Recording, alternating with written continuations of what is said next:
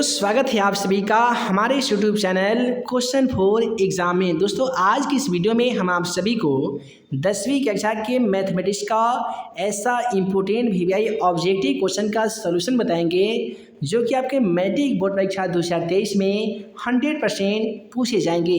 जी हाँ दोस्तों, इस वीडियो में जितने भी क्वेश्चन लिए गए हैं वो सभी के सभी क्वेश्चन बैंक से संबंधित है जो कि आपके मैट्रिक बोर्ड परीक्षा 2023 में पूछे जा सकते हैं। तो चलिए फ्रेंड्स बिना समय गवाए पहला क्वेश्चन का आंसर देख लेते हैं।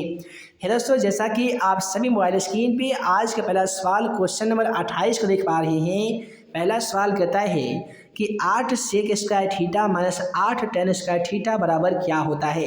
तो यहाँ पे ध्यानपूर्वक देखेंगे तो दोनों जगह यहाँ पे 8 कॉमन मिल रहा है, तो 8 को कॉमन करेंगे तो यहाँ पे हो जाएगा सेक स्क्वायर थीटा।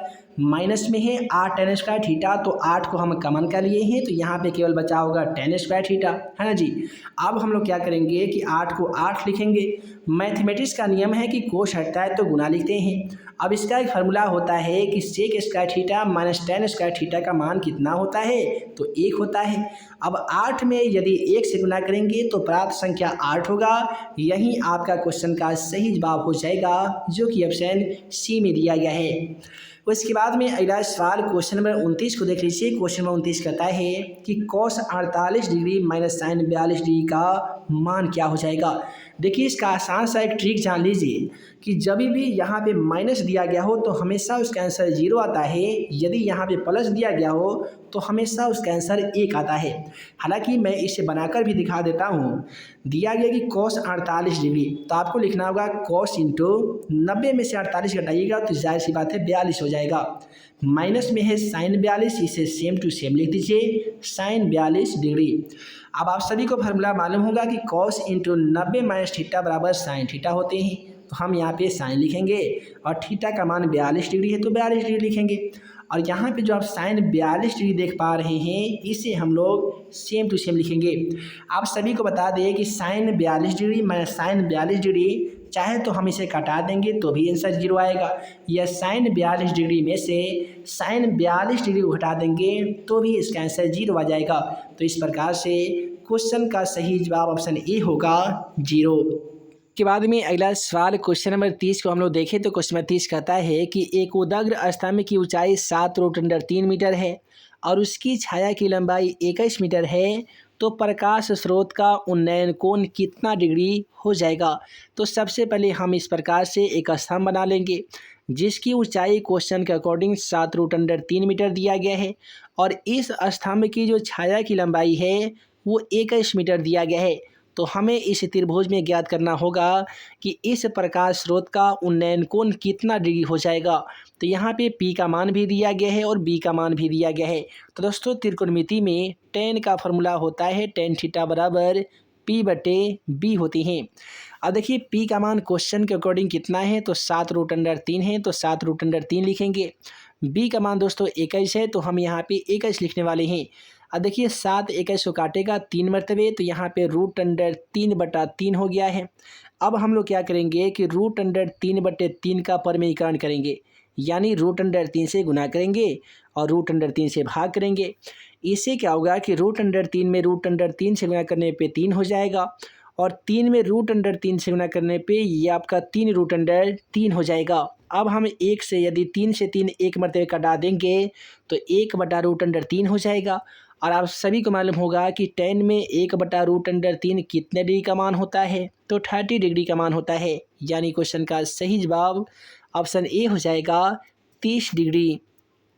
उसके बाद में अगला सवाल क्वेश्चन नंबर 31 की ओर बढ़ते हैं। क्वेश्चन नंबर 31 क्या कहता है कि चित्र में देखकर बताइए कि कोण सी का उन्नयन कोण कितना डिग्री हो जाएगा। देखिए सबसे पहले कोण ए का मान आपका 60 डिग्री दिया गया है, कोण बी का मान 90 डिग्री दिया गया है। हमें कोण सी का मान बताना होगा और आप सभी को बताया जाता है कि त्रिभुज के तीनों कोणों का योगफल 180 डिग्री के बराबर होती हैं, तो हम यहाँ पे 180 डिग्री लिखेंगे। अब 90 डिग्री में यदि हम 60 डिग्री को ऐड करेंगे तो ये 150 डिग्री हो जाएगा और कोण सी बराबर ये 180 डिग्री हो जाएगा। यदि कोण सी बराबर 180 डिग्री लिखेंगे तो यहाँ पे जो आप प्लस में 150 डिग्री देख पा रहे हैं बराबर की इधर आने पर माइनस में 150 डिग्री हो जाएगा। अब आपको मालूम होगा कि 180 में से यदि हम 150 को माइनस करेंगे तो 30 डिग्री हो जाएगा और यहीं आपका कोण सी का मान हो जाएगा। यानी क्वेश्चन नंबर 31 का बिल्कुल सही जवाब ऑप्शन ए हो जाएगा। उसके बाद में अगला सवाल क्वेश्चन नंबर 32 की ओर बढ़ते हैं। दोस्तों क्वेश्चन नंबर 32 कहता है कि 6 सेमी त्रिज्या वाले वृत्त के केंद्र से 8 सेमी की दूरी पर स्थित बिंदु पर वृत्त की स्पर्शिका खींची गई है, तो इसकी लंबाई बताना होगा। सबसे पहले एक हम वृत्त की रचना करेंगे। कहता है कि 6 सेमी त्रिज्या वाले, यानी इस वृत्त की जो त्रिज्या है वो 6 सेमी दिया गया है। अब इस वृत्त पर एक स्पर्श रेखा है जो केंद्र से 8 मीटर की दूरी पर है। तो हमें क्या करना होगा कि 6 का स्क्वायर करेंगे और 8 का स्क्वायर करेंगे। तो 8 का स्क्वायर करते हैं तो दोस्तों कितना होते हैं, 8 टाइम 64 होता है। यदि 6 का स्क्वायर करते हैं तो 6 एक 36 होता है। अब हमें क्या करना होगा कि 64 में से 36 को माइनस करना होगा। तो देखिए यदि हम 14 में से 6 को माइनस करेंगे तो ये 8 6 14 8 हो जाएगा। 5 में से 3 को माइनस करेंगे तो 2 हो जाएगा। अब 28 के गुणनखंड करना होगा। तो 2 दूनी 4 और 4 सतह होते हैं 28। और देखिए डबल 2 का 1 2 रूट से बाहर निकलेगा और रूट में बचेगा केवल 7, है ना जी। तो इस प्रकार से क्वेश्चन का सही जवाब 2 रूट अंडर 7 होगा, जो कि ऑप्शन सी में है। अतः क्वेश्चन का सही जवाब ऑप्शन सी होगा। उसके बाद में अगला सवाल यहाँ पे क्वेश्चन नंबर 33 को देख लेते हैं। दोस्तों क्वेश्चन नंबर 33 क्या कहता है कि ओ केंद्र वाली वृत्त के बिंदु P पर PQ एक स्पर्श रेखा है। यदि OPQ एक समद्विबाहु त्रिभुज है तो कोण OQP बराबर क्या हो जाएगा। तो यहाँ पे क्वेश्चन में 33 का सही जवाब ऑप्शन बी हो जाएगा। ये जो कोण होगा वो 45 डिग्री का हो जाएगा। उसके बाद में इसी प्रकार से अगला सवाल क्वेश्चन नंबर 34 की ओर हम लोग बढ़ते हैं। क्वेश्चन नंबर 34 कहता है कि किसी त्रिभुज के तीनों भुजाओं का अंतः स्पर्श करने वाली वृत्त को क्या कहा जाता है। तो यहाँ पे क्वेश्चन 34 का सही जवाब ऑप्शन ए हो जाएगा। देखिए किसी भी त्रिभुज के तीनों भुजाओं को अंतः यानी अंदर से स्पर्श करते हुए जो रेखा खींची जाती है उसे हम लोग अंतःवृत्त कहते हैं। और वो अंतःवृत्त कुछ इस प्रकार से बनता है। इसके अंदर में एक वृत्त होता है, इसे ही हम लोग अंतःवृत्त कहते हैं। उसके बाद में कहता है किसी बाह्य बिंदु से वृत्त पर कितनी स्पर्शिका खींची जा सकती है। आप सभी को मालूम होगा कि मान लेते हैं कि यह एक वृत्त है और किसी बाह्य बिंदु हम ए ले लेते हैं और यहाँ पे जब स्पर्श रेखा हम लोग जब खींचेंगे ना तो इस प्रकार से इस वृत्त पर हम लोग केवल 2 स्पर्श रेखा ही खींच सकते हैं। इसलिए यहाँ पे क्वेश्चन नंबर 35 का सही जवाब ऑप्शन सी हो जाएगा 2। उसके बाद में अगला सवाल यहाँ पे क्वेश्चन नंबर 36 को देख लेते हैं। दोस्तों क्वेश्चन 36 कहता है कि यदि किसी वलय की बाहरी और भीतरी त्रिज्या क्रमशः 4 सेमी और 3 सेमी है तो इसका क्षेत्रफल क्या हो जाएगा। आप सभी को बता दें जो वृत्त के वलय का जो क्षेत्रफल होता है वो होता है रूट अंडर बड़का आर स्क्वायर इंटू छोटका आर स्क्वायर, ऐसे करके एक फार्मूला आता है। इसे बना लीजिएगा। 4 का स्क्वायर 3 का स्क्वायर खींचेगा तो 4 का 16 5 का 25 यानी 5 हो जाएगा, है ना जी। इसका वर्गमूल 5 निकलेगा और पाई वाले मान पे बैठा लीजिएगा। क्वेश्चन का सही जवाब 22 सेमी आ जाता है। उसके बाद में अब अगला सवाल क्वेश्चन नंबर हम लोग 37 की ओर बढ़ते हैं। क्वेश्चन नंबर 37 कहता है कि यदि 2 वृत्त के त्रिज्याओं का अनुपात ए अनुपात बी है तो उनके क्षेत्रफल का अनुपात क्या हो जाएगा। और एक चीज़ जान लीजिए, मैट्रिक के प्रत्येक एग्जाम पेपर में एक ऐसा सवाल 100% पूछा जाता है जहां पे आपसे त्रिज्या का अनुपात यदि दे दिया जाएगा तो क्षेत्रफल का अनुपात पूछा जाएगा और क्षेत्रफल का अनुपात यदि दे दिया जाएगा तो त्रिज्या का अनुपात पूछा जाता है। तो एक आसान सा ट्रिक जान लीजिए कि यदि त्रिज्या का अनुपात दे दिया जाए और क्षेत्रफल का अनुपात पूछा जाएगा ना तो आपको उसका स्क्वायर कर देना है। ए का स्क्वायर कीजिएगा तो ए स्क्वायर और बी का स्क्वायर कीजिएगा तो बी स्क्वायर और ए स्क्वायर अनुपात बी स्क्वायर ऑप्शन बी में है। अतः क्वेश्चन का सही जवाब ऑप्शन बी हो जाएगा। लेकिन यहीं पे दे दिया जाता कि 2 वृत्त के भुजाओं या क्षेत्रफलों का अनुपात इतना है तो इसका त्रिज्याओं का अनुपात बताइए। तो इसमें हमें रूट लगा देना होता और क्वेश्चन का सही जवाब रूट अंडर ए अनुपात रूट अंडर बी हो जाता। फिलहाल क्वेश्चन नंबर 37 का सही जवाब ऑप्शन बी हो जाएगा। अब अगला सवाल क्वेश्चन नंबर 38 की ओर हम लोग बढ़े तो क्वेश्चन नंबर 38 कहता है यदि किसी पहिए का त्रिज्या 21/22 मीटर है तो उसके द्वारा एक चक्कर में तय की गई दूरी कितनी हो जाएगी। देखिए दूरी ज्ञात करने का आसान फार्मूला क्या करेंगे कि इस प्रकार से वृत्त का जो चक्कर लगाने वाला जो सिस्टम है इसे हम लोग परिधि कहते हैं। और वृत्त का परिधि का फार्मूला आप सभी को मालूम होगा कि 2πr होता है ना जी। 2 पाई आर होता है, यानी 2 गुने पाई का मान होते हैं 22/7, तो हम लोग 22/7 लिखेंगे। आर का मान क्वेश्चन के अकॉर्डिंग 21/22 दिया गया है, तो 21/22 लिखेंगे। अब इससे क्या होगा कि 22 से 22 कटेगा और 7 या 21 ये 3 मरतबे कटेगा, यानी 2 गुने 3 बच गया और 2 में 3 से गुना करने पे क्वेश्चन का सही जवाब 6 होगा, है ना जी। तो 3 दूनी 6 क्वेश्चन का सही जवाब ऑप्शन बी में है, यानी 6 मीटर इस वृत्त का एक चक्कर में तय की गई दूरी हो जाएगी। अब उसके बाद में अगला सवाल क्वेश्चन नंबर 39 की ओर बढ़ते हैं। क्वेश्चन नंबर 39 कहता है कि यदि किसी वृत्त का क्षेत्रफल 49 पाई है तो उस वृत्त का व्यास क्या हो जाएगा। हमें व्यास ज्ञात करके बताना होगा। तो चलिए आसान सा इसका ट्रिक जान लेते हैं। वृत्त का यदि क्षेत्रफल दिया गया हो और आर निकालना हो तो उसका आसान फॉर्मूला रूट अंडर क्षेत्रफल होता है। अब यहाँ पे क्षेत्रफल बटे पाई होता है, क्षेत्रफल बटे पाई होता है। क्षेत्रफल का मान क्वेश्चन के अकॉर्डिंग 49 पाई है और बटा में हम लोग पाई करने वाले हैं। इससे क्या होगा कि पाई से पाई कट जाएगा और 49 का वर्गमूल 7 होता है, यानी आर का मान हमारा 7 आ गया है। लेकिन हमें आर का मान नहीं बल्कि डी का मान यानी व्यास का मान ज्ञात करना है। और दोस्तों डी का जो फॉर्मूला होता है वो 2r होता है, यानी हमें क्या करना होगा कि 7 में 2 से गुना करेंगे तो 7 दूनी 14 होता है। तो इस प्रकार से दिए गए प्रश्नों को सॉल्व करने के बाद इस वृत्त का जो व्यास हो जाएगा वो 14 मीटर हो जाएगा और 14 सेंटीमीटर ऑप्शन बी में दिख रहा है। अतः क्वेश्चन का सही जवाब ऑप्शन बी हो जाएगा।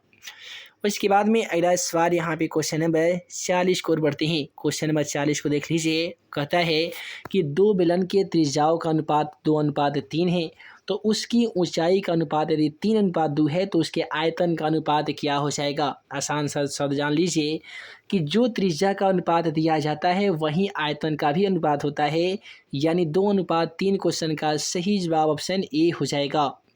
उसके बाद में कहता है कि एक लंबवृत्तीय शंकु का आयतन क्या होगा यदि ऊंचाई उसकी त्रिज्या की 3 गुनी है। ऊंचाई उसकी त्रिज्या की 3 गुनी है। तो देखिए शंकु का जो आयतन होता है ना जी 1/3 पाई आर क्यूब होता है और यहाँ पे 4/3 पाई आर क्यूब आपका गोला का आयतन होता है, ये आप सभी को मालूम होगा। तो यहाँ पे क्वेश्चन नंबर 41 का जो बिल्कुल सही जवाब हो जाएगा ऑप्शन सी हो जाएगा। क्यों होगा? क्योंकि पाई आर क्यूब होगा। कहता है कि आयतन क्या होगा, इसकी ऊंचाई उसकी त्रिज्या के 3 गुनी है। यहाँ पे एज का जो मान है वो आर में ही चेंज किया गया है, तो क्वेश्चन का सही जवाब पाई आर क्यूब होगा। अगला सवाल कहता है एक घन को उसके अंदर से फीट बैठाने वाले गोले के अंदर आयतन का अनुपात क्या हो जाएगा। तो यहाँ पे क्वेश्चन नंबर 42 का सही जवाब ऑप्शन सी होगा, क्योंकि आप सभी को मालूम होगा कि जो घन का कुल पृष्ठ का क्षेत्रफल होता है वो 6 गुने भुजा का स्क्वायर होता है। यही कारण है कि क्वेश्चन का सही जवाब 6:पाई हो जाएगा।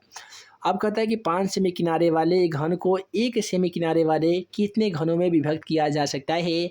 तो इस क्वेश्चन का आपका सही जवाब ऑप्शन डी हो जाएगा। 25 घनों में तब्दील कर सकते हैं, क्योंकि 5 में 5 से गुना करेंगे तो 5 या 25 हो जाएगा। अब देखिए कहता है कि अर्धगोला का संपूर्ण पृष्ठ का क्षेत्रफल क्या हो जाएगा। तो यहाँ पे आप सभी को बता दें कि यह एक फार्मूला पूछा गया है और अर्धगोला का संपूर्ण पृष्ठ का जो क्षेत्रफल होता है वो 3 पाई आर स्क्वायर होता है। उसके बाद में अगला सवाल क्वेश्चन नंबर 45 की ओर बढ़े। क्वेश्चन नंबर 45 कहता है कि एक गोले की त्रिज्या 7 सेमी है, तो इसका आयतन क्या हो जाएगा। आप सभी को बता दें कि गोला का आयतन ज्ञात करने का आसान फार्मूला 4/3 पाई आर क्यूब होता है। तो हम क्या करेंगे 4/3 पाई के बदले में हम 22/7 लिखने वाले हैं। आर का क्यूब है तो आर का मान 7 है, इसे हम लोग 3 बार लिख सकते हैं। एक 7 से एक 7 कट जाएगा। उसके बाद में 7 में 7 से गुना करेंगे 49 हो जाएगा और 22 चौका 88। 88 में हम 49 से गुना करेंगे बटे 3 करेंगे और इसे पूर्णांक में तोड़ देंगे तो 1437.1/3 सेमी क्यूब आंसर होगा, जो कि ऑप्शन डी में दिया गया है। अब अगला सवाल क्वेश्चन नंबर 46 को बढ़े। क्वेश्चन नंबर 46 क्या कहता है, यहाँ पे क्वेश्चन नंबर 46 दोस्तों कहता है कि 3,5,2 5,7,8,5 का बहुलक क्या होगा। देखिए बहुलक ज्ञात करने का आसान फार्मूला तो आप सभी को मालूम होगा कि अधिकतम बराबरता का मान को हम लोग बहुलक कहते हैं। यहाँ पे देखिएगा तो 5 एक ऐसी संख्या है जो इस आंकड़े में सबसे ज़्यादा बार आई है। 5 बार से ज़्यादा बार आने वाली कोई अन्य संख्या नहीं है, तो क्वेश्चन का सही जवाब ऑप्शन सी होगा 5। एग्जाम पेपर में ऐसा सवाल 100% पूछा जाएगा। केवल आप सभी को ये ध्यान रखना है कि कौन ऐसी संख्या जो इस आंकड़े में सबसे ज़्यादा बार आई हो। तो दोस्तों आई होप इस वीडियो में जितने भी क्वेश्चन आप सभी को बताया गया है वो सभी के सभी क्वेश्चन आप सभी को समझ में आ गया होगा। दोस्तों यदि वीडियो पसंद आया हो तो वीडियो को लाइक करें, अपने दोस्तों में शेयर करें। नए होंगे चैनल पे तो चैनल को ज़रूर सब्सक्राइब कीजिएगा, ताकि ऐसे ही आने वाली हर 10वीं कक्षा का वीडियो आप सभी को मिल सके और आप हमारे द्वारा बनाए गए तमाम वीवीआई क्वेश्चन का वीडियो सबसे पहले देख सके। तो ये दोस्तों हम जल्द मिलेंगे अगले वीडियो में नए वीवीआई क्वेश्चन के साथ। तब तक के लिए आप सभी को वीडियो देखने के लिए बहुत बहुत धन्यवाद।